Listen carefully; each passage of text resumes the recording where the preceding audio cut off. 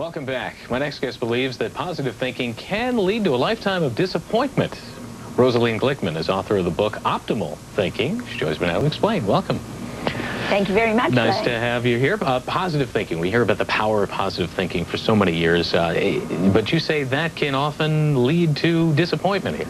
Surely, when it's unrealistic optimism, it can lead to disaster.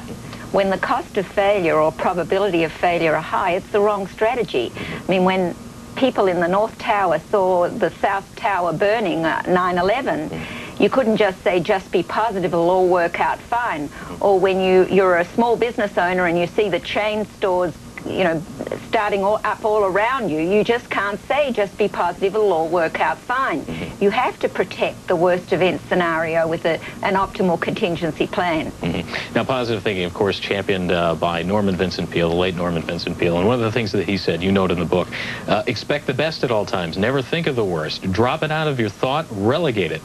He says, let there be no thought of negativity. Is that unwise, that type of positive thinking? That is unwise when you are involved in a risky situation. When there's limited risk, optimism is a reasonable strategy. But in my book, I discuss 5 shortcomings of positive thinking. Unrealistic optimism is one of them. There are others. For example, if you don't optimize a situation, you don't complete it. If you just improve it, you're left with should've, could've, would've, and you're left with regret. Why didn't I do this? Why didn't I do that?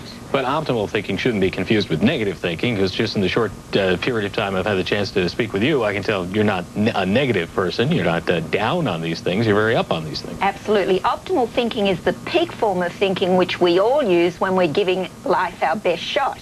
It's the thinking we use when we say, what's the best thing I can do under the circumstances? And when we're using optimal thinking, we are realistic, but we are making the most of our resources, we're optimizing our productivity, and we're bringing out the best in others. Is it positive thinking that led so many people to lose money as the market turned around and turned lower? Absolutely. That's the unrealistic optimism of just be positive, it'll all work out fine, the universe will take care of it. That's a ridiculous strategy, particularly when you're risking more than you can afford to lose. One of the things you say is to eliminate self-sabotage. What do you mean by that? Well, self-sabotage occurs when we do not give ourselves the best chance of achieving everything we want. And when we just even improve, we're sabotaging our best efforts. And so with optimal thinking, you have an insurance policy against settling for second best. Basically, in any given moment, we can optimize it or we can settle for second best. And optimal thinking is your vehicle to optimize the given moment. And if you don't optimize, you settle for second best, and it's your insurance policy against settling for second best. How do you avoid becoming a negative thinker, though, if you're looking at everything with a kind of a glass half empty point of view?